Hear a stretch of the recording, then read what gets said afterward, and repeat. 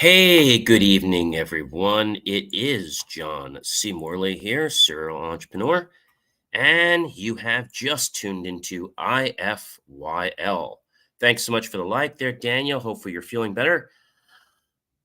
If you're new here and you're watching us, well, grab your smartphone for me, please, and point over the QR code like so. Touch the yellow link ellipse. You'll get my link tree. If you're not watching us, but you are listening to us like an audio podcast, then go to believemeachieve.com to get some of my amazing, inspiring creations, including two great articles that just got launched this week that you're definitely going to want to check out. One of them, if you're a technology buff, is entitled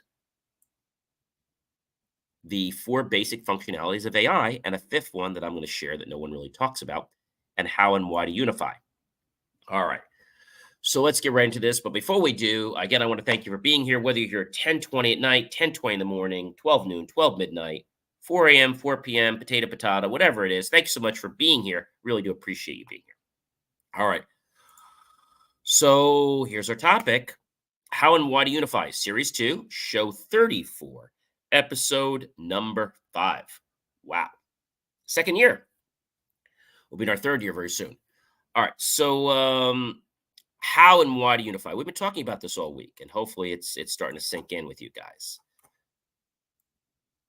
Last time we talked about people, like how to know when to unify. We talked about family and things like that, right? And that's pretty easy. But then when we're talking about unifying with maybe with friends, that might be a little bit a little bit harder. So how to unify with nature? Let's go over that for us first. So unifying with nature is a really simple thing. The best way to unify with nature is to go in nature and to just become aware of your surroundings. What I love to do when I'm in nature is find a babbling brook or a waterfall and just sit next to it or sit on a rock right beside it and just take in and become aware of everything around me. That's what I see, it's what I hear, what I smell, right? And then what I do is I sometimes will go touch the water so I can touch the stream and feel the temperature, use that sense as well. And just allow, if I had any stress or tension, to just kind of like, flow away as the river's flowing down or the stream's flowing down. Just take any stress or tension, just flow away from me. That's pretty cool. And so another way to become unified with nature is to sit with your back against a large oak tree and you'll get grounded. Or perhaps maybe you're on the beach and you're going to take off your shoes and socks and you're going to walk on that damp sand, not the real wet sand, but not the dry sand either. You're going to just walk toward the actual, the, what I'll call the moist sand, but not the real wet sand. And so as you're taking these steps, just how it feels. And there's a passage that I want to share with you. I'm not religious all the time on these shows, but I am Roman Catholic. There is a passage I want to share, and it is called Footsteps. Does anybody know the passage? Okay, so it's it's an amazing amazing passage.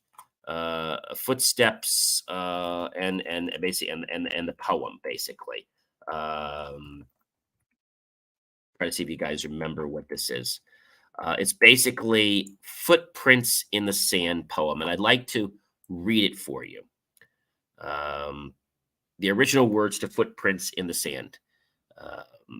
So Mary Stevenson originally wrote the poem Footprints in the Sand in 1936 when she was only 14 years old. Unfortunately, she did not keep a copy.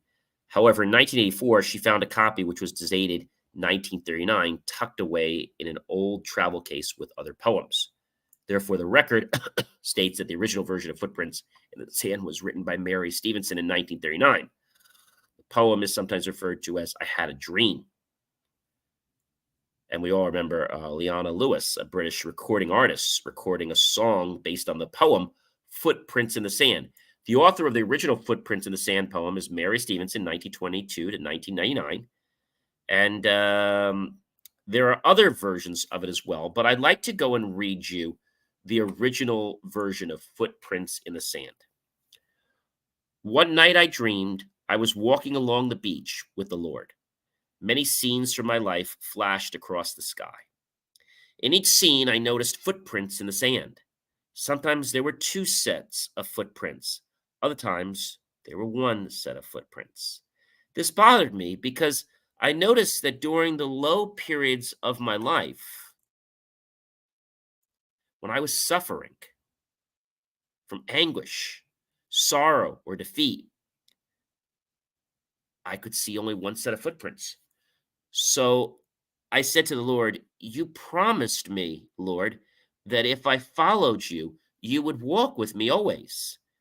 But I've noticed that during the most trying periods of my life, there have only been one set of footprints in the sand.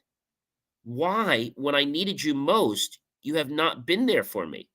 The Lord replied, the times when you have seen only one set of footprints, it was when I carried you. Mary Stevenson. That's a powerful poem. Here's another version of it. Actually, there was a version one. Version one, version two. Version two is a little different. One night I dreamed a dream as I walked along the beach with my Lord across the dark sky flash scenes from my life. For each scene, I noticed two sets of footprints in the sand, one belonging to me and one to my Lord. After the last scene of my life flashed before me, I looked back at the footprints in the sand. I noticed that many times along the path of my life, especially at the very lowest and saddest times, there was only one set of footprints. I don't understand why, when I need you most, you would leave me. He whispered, my precious child, I love you and will never leave you. Never ever during your trials and testings. When you saw only one set of footprints, it was then that I carried you. Margaret Fishpack Powers, 1964. Now here's the modern version that we all know. One day a person had a dream. On the sand, he saw footprints of two people side by side. One was his and the other was the Lord's. Those footprints mark the life you've lived. Lord, why did you step backwards when I was climbing steep hills in my life? Nor did you carry me. My child whom I love, I never left you step backwards. Oh, a steep hill. Lord, please carry me. When we reach the top, you will have gotten stronger. There's also one for children. The Lord will always walk with you along life's blessed beach. His footprints there beside your own, always within reach. Two sets of footprints side by side, from dawn to setting sun. Yet there may come a day, my child, when you see only one. But I do not think the Lord has left you. Nothing could be more wrong. It's just that he has picked you up to carry you along. I love that version. That is so very, very powerful. And there's other ones as well. There's one by My Footprints. Someday I'll jump through puddles, take a stroll or run a race. Someday I'll walk across the street, or maybe walk in space. Someday I'll scale a mountain, or I'll join a ballet corps. Someday I'll walk a tightrope or explore the ocean floor. Someday these feet will do some things that only heaven knows. But for today, they're happy just to wiggle all their toes.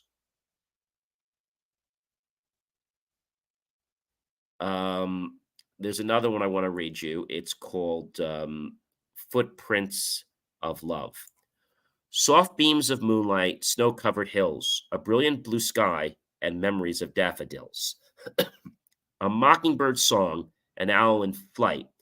These little things bring such delight. The love of a good man, the fire on the hearth, falling raindrops on the tender earth, a mountain tinged purple, a calm blue sea, acorns falling from a mighty oak tree, the smell of smoke rising from chimneys on high, making its way to clouds in the sky, and stars shining brightly from heaven above, leave on my heart their footprints of love. Grace E. Bain. And there's a lot of different ones, but I thought this was interesting because this poem talks a lot about unification and how we become one with the sand. Now, whether you're religious or not, like I said, I am religious, how we become one with the Lord. And I think that's an amazing thing. And again, if you're not religious, then you could just see it as creator or what have you. But I just thought that was something really powerful. And I had to share that with you tonight. When you want to unify with nature, just open your mind and your heart and allow your senses to take it all in. Don't judge it, just take it all in. And if it seems too much for you to capture, take it in anyway. Whatever you capture will be just fine. Remember to be somebody who is astutely observing and aware of your circumstances. And when you're in nature and you make the choice to connect with nature and observe and aware of the things around you, it's like things change. You'll remember how I talked about the story of humility and how I embraced being around those bees. I was petrified, but I embraced the fear, which was just false evidence appearing real. And the bees were just buzzing around me. Was it faith? I think so. It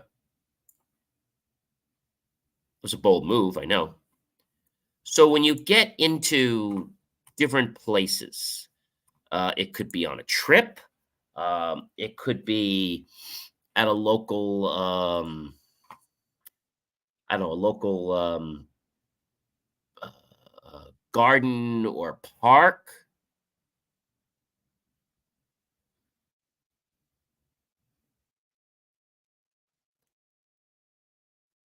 And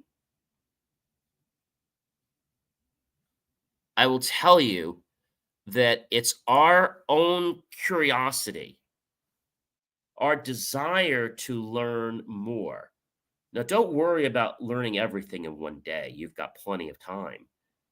Just embrace what you're becoming aware of. Maybe you walk outside at night and you suddenly hear different sounds.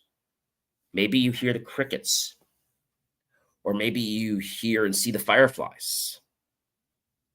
Pretty amazing thing. But it starts with our free choice to want to unify and be connected with nature. When we connect with nature, our body becomes less stressed. We are less likely to have disease because the body is more at ease. And we seem to get a new perspective on how the world currently is that's different. You remember what Dr. Dwayne Dyer said, and we learned this from his mentor, Patanjali, who he taught it to us from. And that is, when we change the way we look at things, the things we look at change. When we change the way we look at things, the things we look at change.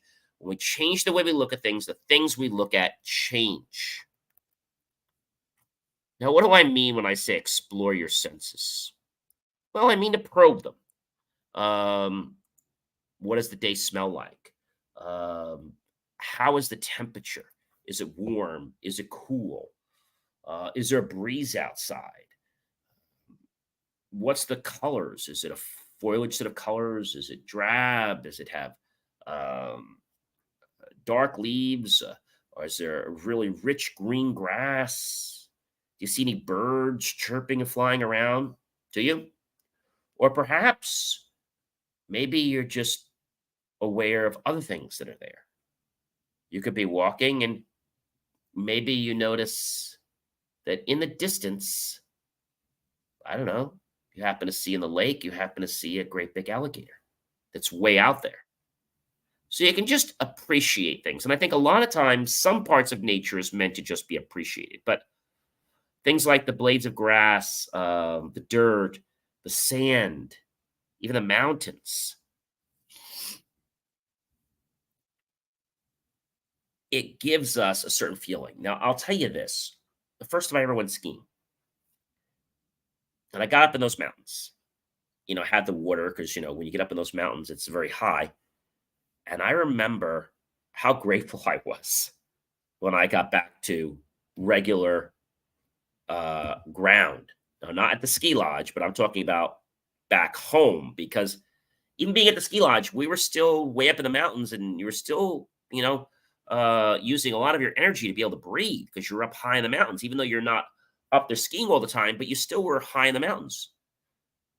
So making a choice to connect and embrace with nature is something that's so priceless. And I feel it's a crime for anyone to not do that. It's free.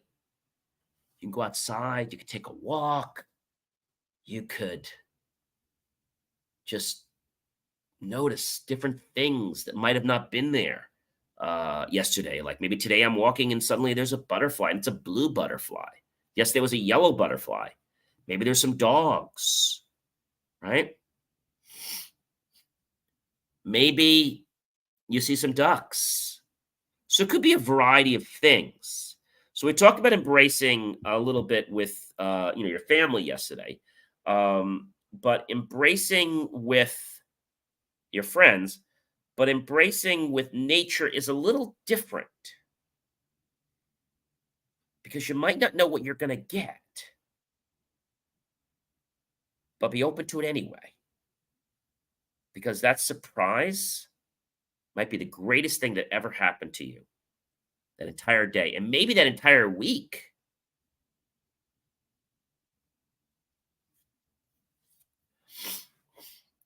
I think when we make a choice to connect with nature, it could be trying to listen to the different animals. It could be trying to listen to the babbling brooks. Or perhaps it could be just listening to the howl of the wind against the trees. Take the time, ladies and gentlemen, and embrace nature. Go outside for a walk, maybe leave your office and maybe take a little walk.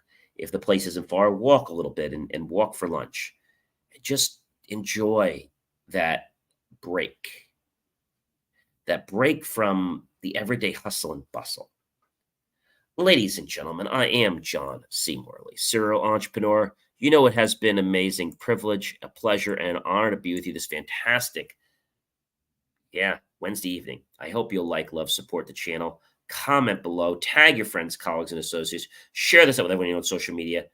Go to believemeachieve.com or scan the QR code and click on that link to help keep our content free. And make the choice to buy my team and I a cup of coffee, a bowl of fruit, or a scrumptious plate of desserts. Either way, we're going to be grateful. Those pennies and dollars will invest into new hardware, new technology, new equipment, new software, even new facilities to give you the most jaw-dropping and power content to get you on track to your success. And this week, to get you to connect with unifying with many things in our world. I'll see you guys tomorrow, everyone. Have a great night.